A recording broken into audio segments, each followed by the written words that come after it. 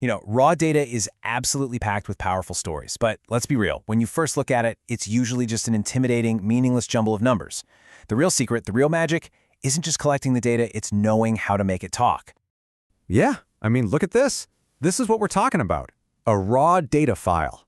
You've got columns for ID numbers, sex, internet usage, but when you look at it all together, it's just a wall of information. If there's a story hiding in there, you're certainly not going to find it just by staring. Right now, it's all just noise. But what if I told you there's a simple 3-level framework that can turn all that chaos into crystal clear clarity? A method that basically forces the data to give up its secrets. So let's dive in and break down exactly how that works. Okay, first up, level 1. Look, before we can go hunting for these deep, complex relationships, we have to start with the absolute basics, and that just means understanding one piece of information at a time. It's all about just seeing what you've got right in front of you. The very first tool we're going to use is called a frequency distribution. Now I know, it sounds a little technical, but it's not. It's really just a simple count. We take a single column from that messy spreadsheet and we just count how many times each different answer shows up. This is our first real move to bring some order to the chaos. The best way to think about it is like this. Imagine you've got a giant bag of mixed candy. A frequency distribution is you, sitting on the floor, sorting that candy into piles by color. That's it. You're not doing any complicated math yet, you're just getting organized so you can finally see what you're actually working with. Okay, let's try this with our actual data. This column here shows how 30 people rated their familiarity with the internet. Just looking at it as a raw list of numbers, it's totally useless, right? It's impossible to see any kind of pattern. It's just noise. But then we run a frequency distribution and bam, we plot it as a simple bar chart histogram, and a story immediately pops out. We can instantly see the shape of the data. Most people are clustered right around a 6 or 7 rating. All that noise is finally starting to sound like a clear signal. And once our data is organized like this, we can quickly find its center. You've probably heard of these before. We can calculate the mean, that's just the average. We can find the median, which is the value sitting smack dab in the middle of the line. Or we can spot the mode, which is simply the answer that showed up most often. 3 quick numbers that give us a pretty good summary of the whole group.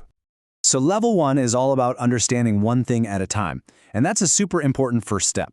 But the real magic, the really interesting stuff, starts to happen when we look for connections between different things, and that brings us to level 2.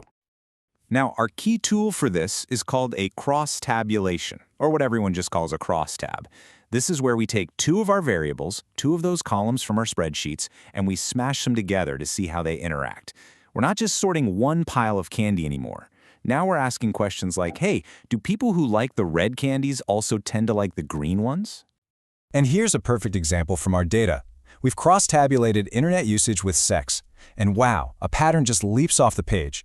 In this particular group, heavy internet users are twice as likely to be male, while light users are twice as likely to be female. This is our first real clue, a potential connection. But hold on, here's the million-dollar question. We see a pattern in our little group of 30 people, sure, but is that a real, meaningful relationship that we could expect to see in the wider world, or did we just get a weird, random result by pure luck? Answering that question takes us to our final level. And this brings us to level 3, real or random. This is where we put on our detective hats. We're going to use statistical testing to figure out, once and for all, if the cool connection we just found is a genuine insight or if it's just a random fluke. Honestly, the best way to think about this is to imagine a courtroom trial. The idea we start with isn't our exciting discovery. No, we start with the assumption of innocence, the default idea that there is no connection at all between our variables. Our job as the prosecutor is to bring enough evidence to the table to convince the jury to reject that assumption. In statistics, that starting point, that assumption of no connection, has a name. It's called the null hypothesis. It's the boring default idea that we have to accept until our data proves otherwise.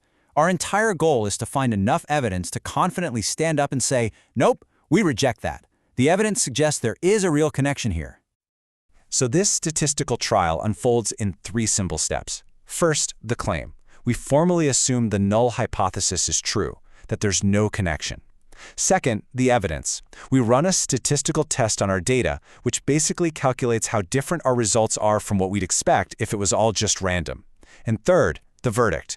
We decide if that difference is big enough, shocking enough, to be convincing. So how do we actually reach that verdict? Well, imagine this curve shows every possible result we could get from our test. Most of the time, the results caused by just random chance are going to clump together right here in the middle. But if our finding is truly unusual, if the pattern is really strong, our result is going to land way out here in the skinny tail end. And that little area in the tail, I like to call that the "this is probably not a coincidence" zone. If our test result lands there, it means the odds of seeing a pattern this strong by pure, dumb luck are incredibly small. So small, in fact, that we can confidently reject the null hypothesis and declare our finding statistically significant. We've won our case. So there you have it. We've gone through all 3 levels of analysis, from simple sorting to statistical proof. But what's the point of all this? Let's tie it all together and see how this framework helps us go from a pile of numbers to making huge, real-world decisions. Think of this as your personal 3-level toolkit. You start at level 1 just to get the lay of the land. Then you move to level 2 to spot any interesting potential connections. And finally, you use level 3 as the ultimate fact checker to confirm which of those connections are real and which are just noise. It's like a powerful funnel, taking you from broad data to specific, trustworthy insights. And trust me, this isn't just some academic exercise. The planners for the Olympic Games use these exact techniques.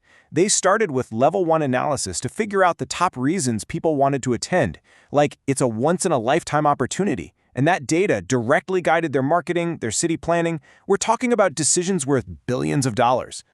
Because that's what it all comes down to. This 3-level journey is the fundamental process for turning messy, confusing data into clear, actionable insight. It's the difference between just guessing and making a truly informed decision, whether you're running a business, doing research, or, planning the Olympics. Data is absolutely everywhere, in sports, in business, in our daily lives. And now you have the fundamental toolkit to start making sense of it, to organize it, to find the connections, and to prove that they're real. So the only question left is, what stories are you going to unlock?